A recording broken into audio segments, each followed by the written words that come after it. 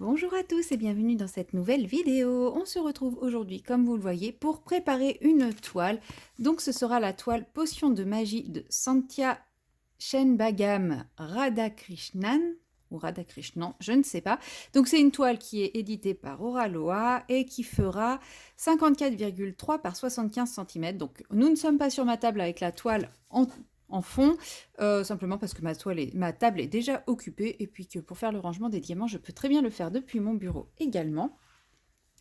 Et pour ranger les diamants, je vais utiliser cette petite valisette. Alors, vous allez me dire, bah attends, récemment, tu as déjà fait une organisation de toile dedans et tu n'as pas fait la toile pour autant. Oui, c'est normal. Si vous vous souvenez, c'est une toile qui composait plus de 60 couleurs. Et ça, c'est une valisette 60 pots. Et entre-temps, j'ai eu une valisette 70 pots. Donc, j'ai déplacé les pots et j'ai à nouveau celle-ci qui est complètement libre. Et comme là, j'ai 58 couleurs, eh bien, je me suis dit que c'était l'occasion ou jamais. Enfin, l'occasion ou jamais. De toute façon, c'est la seule valisette qu'il me reste. Donc, il n'y a pas d'autres occasions. Donc voilà, je peux me permettre de ranger mes diamants dans cette valisette-ci. Comme toujours, les diamants sont super statiques, donc des fois je vais faire des pauses dans mon propos pour essayer de souffler un petit peu dans le sachet pour les rendre un petit peu moins statiques. Des fois ça marche, des fois ça marche pas.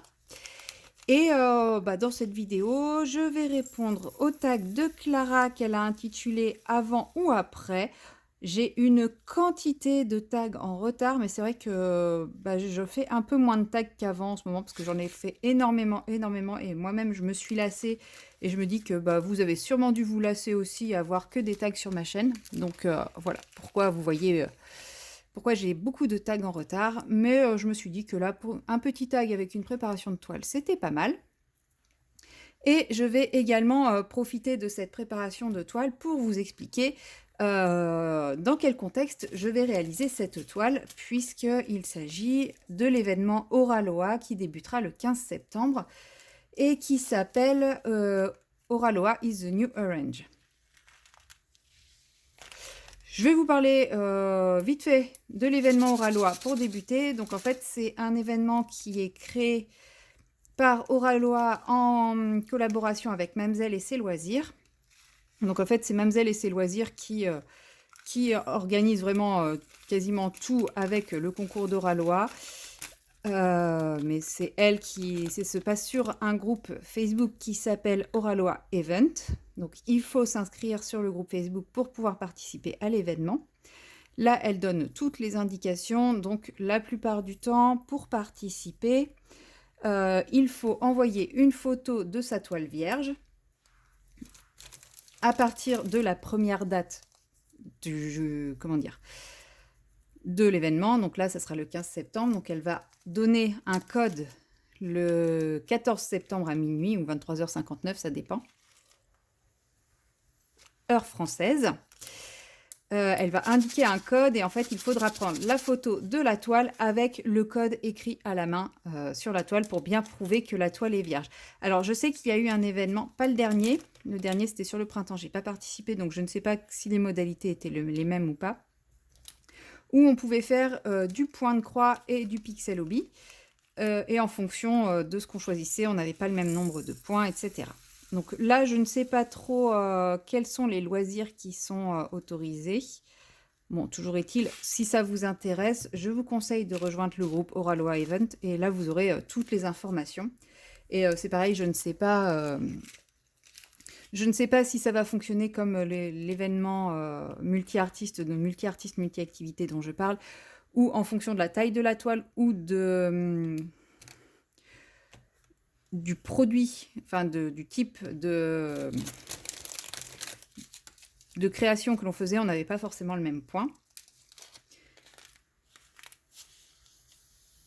Toujours est-il que, en gros, ça se déroule à peu près toujours de la même façon. Il y a le fameux top départ avec la photo vierge à placer sous un poste spécifique que Mamzelle va créer.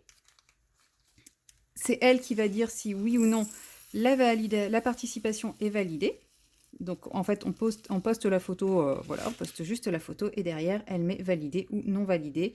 Si c'est non validé, elle explique pourquoi, elle dit comment modifier la participation pour pouvoir reparticiper et valider. Hein, c'est pas juste non et puis débrouille-toi.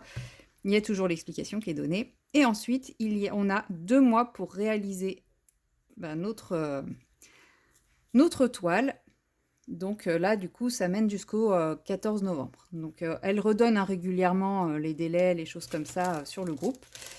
Et il faut faire intégralement sa toile en 2 mois pour relever le défi. Et toutes les personnes qui auront terminé leur toile et dont la participation est validée participent à un tirage au sort pour gagner des lots oralois. Et en général, c'est quand même des très très beaux lots.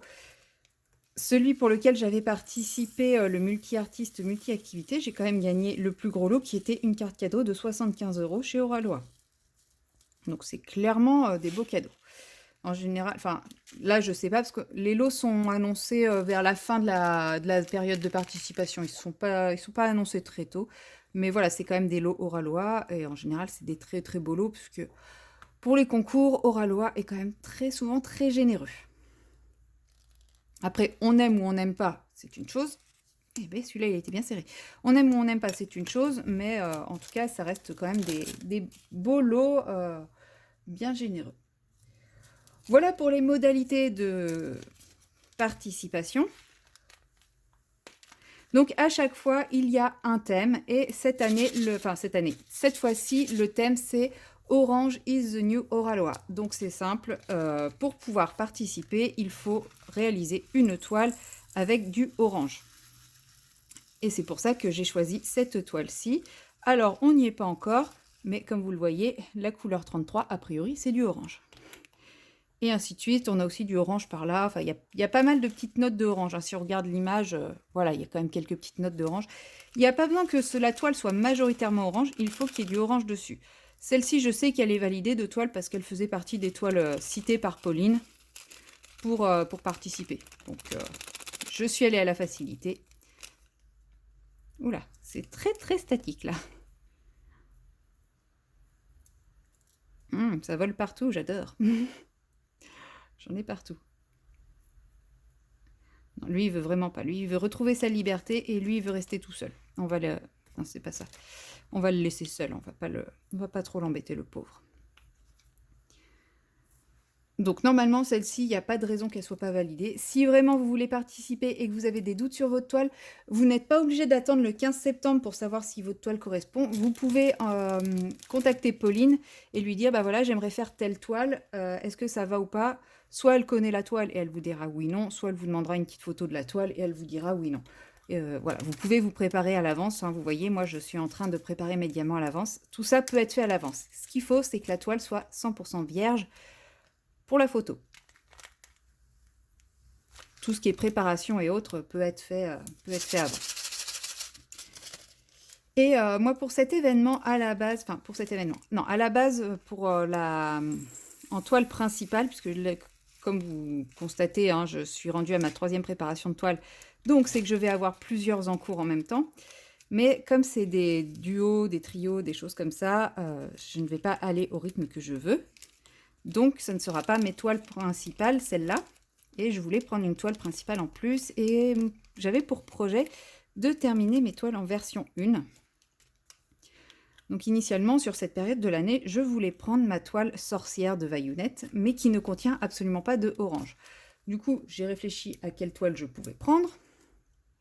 Et j'ai vu que dans mes stocks de version 1, j'avais la toile Oiseau Phénix. Seulement, c'est une toile qui fait 65 par 90 cm en diamant carré. Comment dire qu'en 2 mois, sur une version 1, c'est mort. Je ne peux pas faire ça.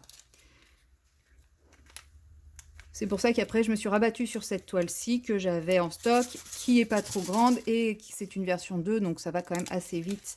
Enfin, j'arrive plutôt bien à faire des carrés en version 2, même si celle-ci est assez confetti, ça devrait quand même se faire assez facilement. Après, j'ai réalisé récemment que en fait, ma réflexion était un petit peu bête quand j'ai refusé de faire l'oiseau phénix, puisque... à la base, je voulais quand même faire sorcière et que si sorcière avait eu du orange, j'aurais pris la sorcière qui fait 65 par 90 cm en diamant carré, version 1. Voilà, donc j'ai pas voulu faire l'oiseau phénix puisque c'était trop grand carré version 1, mais j'étais prête à faire sorcière, qui était aussi grande carré version 1. Mais parce que dans ma tête, je m'étais dit, je ferai la sorcière. Bon, après, ce n'est que partie remise, je ferai un peu plus de version 1 en 2025, et puis c'est tout, c'est pas grave. Ou je prendrai une version 1 à partir du mois de novembre. Et puis c'est pas grave, c'est pas grave. Parce que je ne compte pas participer à tous les défis. C'est quand même un peu contraignant, donc des fois j'aime bien faire des pauses. Désolée si la lumière vient de changer brutalement pour vous. En fait, le soleil commençait à pointer le bout de son nez et il commençait à faire très chaud. Donc, je suis allée fermer les volets. Voilà, pour éviter que ça chauffe trop dans l'appartement. Oui, je disais que voilà, si j'arrive à finir cette toile dans les 2 mois, eh bien au 15 novembre, je pourrais tout à fait reprendre une toile version 1 comme j'avais prévu initialement. Et puis voilà, ça me fait juste un petit décalage de 2 mois par rapport à ce que j'avais prévu. C'est pas très très grave du moment que je continue à avancer mes toiles version 1. C'est pas non plus à la semaine près. Hein. Voilà pour l'événement dans lequel, qui m'a fait choisir cette toile. Si vous avez des questions, vous pouvez toujours me les poser, hein, j'essaierai d'y répondre du mieux que je peux. Sinon, je vous invite à contacter directement Pauline de Mamselle et ses loisirs. Elle pourra vous renseigner encore plus précisément que moi. Bon, moi, c'est la 3e fois, je crois, que je participe à ce genre d'événement. Mais forcément, je n'ai pas tous les détails avec moi. Et c'est pareil, je pense que ce n'est pas la peine de contacter Pauline pour connaître les lots avant qu'ils soient annoncés. Je pense qu'elle ne les connaît pas. Voilà, après cette petite introduction, on va passer au tag de Clara. Donc c'est le tag avant ou après.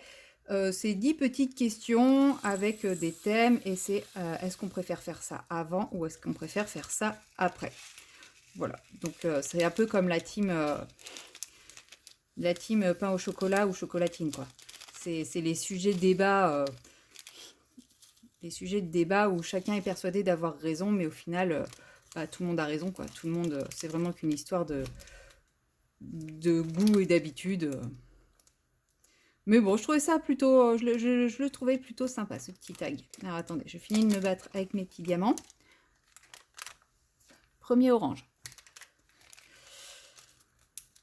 Alors, première question, les céréales avant ou après le lait. Alors, je ne mange plus de céréales, mais à l'époque où j'en mangeais, c'était avant. J'aimais bien mettre mes céréales dans mon bol et ensuite mettre le lait. Parce qu'avant, en fait, j'ai essayé de faire l'inverse. Et j'aime pas. Les céréales, je trouvais qu'elles flottaient trop. Et c'était chiant, fallait mélanger à la cuillère, alors que quand on met les céréales avant, elles sont mis plus de lait à mon goût. Voilà, c'est vraiment une histoire de goût. Question numéro 2, les chaussettes avant ou après avoir mis le pantalon. Là, je vais dire, ça dépend. Ça dépend du pantalon et ça dépend de mon état d'éveil. Voilà. C'est vrai que quand j'ai des pantalons bien serrés, là, je pense à les mettre avant, parce que de toute façon, je sais très bien que je ne pourrai jamais relever la jambe du pantalon pour mettre la chaussette. Mais ça arrive très souvent que je ne mette pas de pantalon très serré. C'est la majorité du temps, hein, mes pantalons ne sont pas forcément très serrés. Et que, pas réveillée, je mette le pantalon et c'est au moment d'enfiler les chaussures que je me dis « Ah, j'ai pas de chaussettes ». Donc, dans ces cas-là, c'est après. Mais sinon, quand j'y pense, j'essaye de le faire avant. Question numéro 3, le pantalon avant ou après le haut. En général, c'est avant. En général, c'est avant parce que le pantalon, je le change pas tous les jours, alors que le haut, je le change tous les jours. Donc mon pantalon, lui, il est déjà prêt, alors que le haut, il est déjà prêt quand je sors de la douche, il est accroché sur la porte de la salle de bain, alors que le haut, il est toujours resté dans le dressing dans la chambre. Donc en général, je mets tout, et après, je sors de ma chambre, je sors de ma salle de bain pour aller chercher mon haut. Voilà, c'est juste parce que je ne prépare pas mes vêtements à l'avance que le pantalon est mis avant. Sinon, si je prends tout dans mon dressing, il n'y a pas d'ordre. Il n'y a absolument pas d'ordre. Question numéro 4, se laver les cheveux avant ou après avoir lavé le corps. toujours avant. Je me lave toujours les cheveux en premier parce que j'utilise pas le même pommeau de douche quand je me lave les cheveux ou pas. Parce que j'ai une douche avec le pommeau eau de pluie. Je trouve ça trop bien pour se laver les cheveux. Et du coup, je le mets exprès pour quand je me lave les cheveux. Donc, je me mets sous la douche et je mets directement la tête dedans et j'enchaîne avec le shampoing. Et puis, souvent, je fais un petit soin et j'en profite pour faire le corps pendant que le soin y pose. Donc, je commence par le shampoing. Question numéro 5. Mouiller la brosse à dents avant ou après avoir mis le dentifrice. Et bah écoutez, moi je suis de la team qui ne mouille pas la brosse à dents. Donc ni avant ni après. Moi j'ai pas appris à mouiller ma brosse à dents. Je sais pas si c'est mieux avec ou si c'est mieux sans. Mais donc team ni l'un ni l'autre. Voilà. Question numéro 6. Bon, le tag il va pas m'amener jusqu'au bout. Hein. Je suis qu'à la 15e. Question numéro 6, le sucre dans la tasse avant ou après avoir mis la boisson chaude? Eh bien, un peu comme pour le brosse à dents, team ni l'un ni l'autre. Puisque moi je suis team boisson chaude sans sucre. Voilà. Maintenant, si je devais mettre du sucre, je pense que je le mettrais après. Parce qu'on m'a toujours dit que le thé, ça doit infuser sans le sucre. Donc je pense que je préparerai la boisson chaude et ensuite je mettrai le sucre. Je sens que je vais encore faire de la cata ici.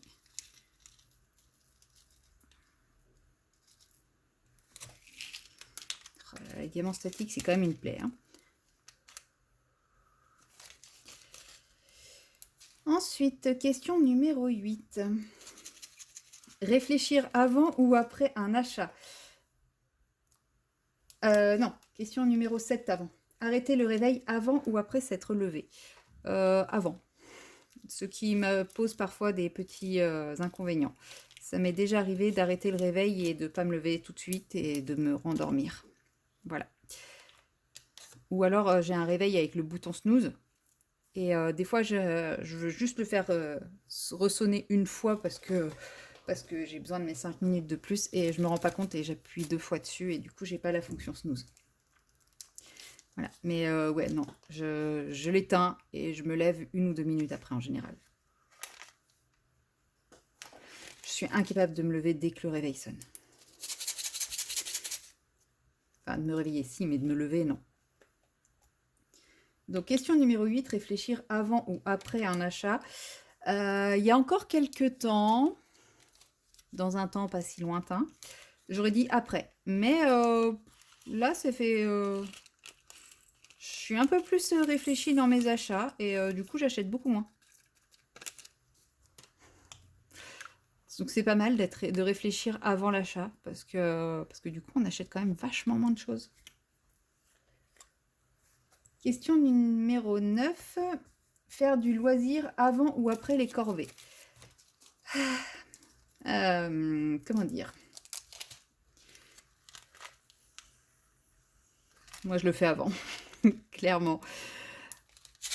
Clairement, j'ai du mal à me dire, je fais mes corvées et ensuite je pourrais me détendre. Non, je vais faire un petit peu avant, un petit peu pendant et surtout après.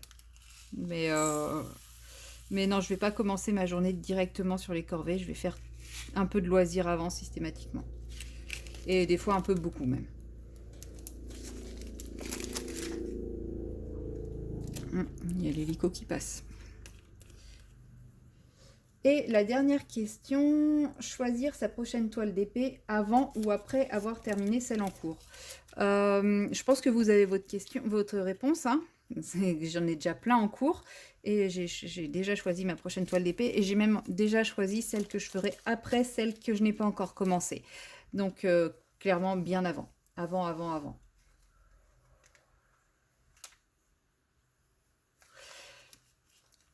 Alors, maintenant, il me reste à taguer des personnes. Donc, je vais taguer les loisirs de Sam.